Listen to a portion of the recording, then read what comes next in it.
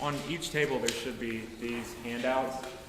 Please ignore the obvious subliminal sales gimmick behind it. The reason I dropped that on your tables is so that you can kind of see, we do a national study every year with Nielsen and ask them questions, or it's a blind survey basically, so nobody knows who's putting it on.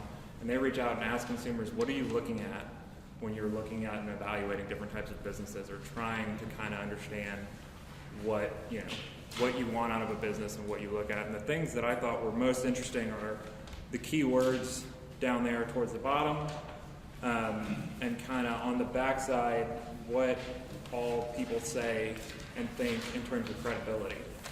I kind of came to talk a little bit more about like branding aspect wise and your presence wise.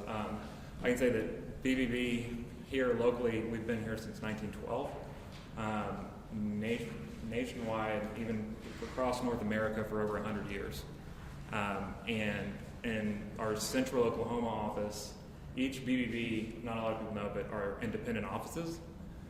So we all have our own board of directors. We have a national office in Virginia that we work with that sets guidelines and guidance in terms of here's what your status and your ratio should be in terms of if you get a complaint, your turnaround time, reviews, how you operate, and it kind of helps each BBB adhere to the overall arching strategy of the organization. But we all are independent. There's over 110, I think was the last count that I had, even in Canada and one in Mexico City. Locally in this state, we have 50 plus counties, pretty much everything north, south, and west, and then the southeast corner of the state. The other BBB in Oklahoma is the one in Tulsa, and that's kind of just that Tulsa corner is the service area that they operate within. In terms of reviews, definitely, not just in my job, but being my age, reviews are kind of one of those things that help you establish your online presence, and will give people a lot of a picture of you before you even step foot in the store. We verify all of our reviews, we verify all of our complaints. Our process is entirely transparent. You can go on the website, pull up your profile, and see, if you ever had a complaint, here's what the complainant said, here's what the response was. And it's the same thing on reviews. We try to make it as transparent as possible.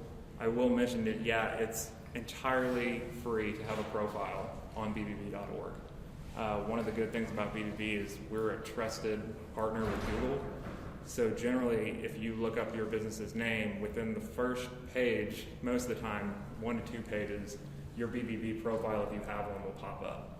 And it'll generally be towards the top of the list just because Google has verified us as a source of trust and credibility, and it helps them kind of see, here's all these different things or what people might have said.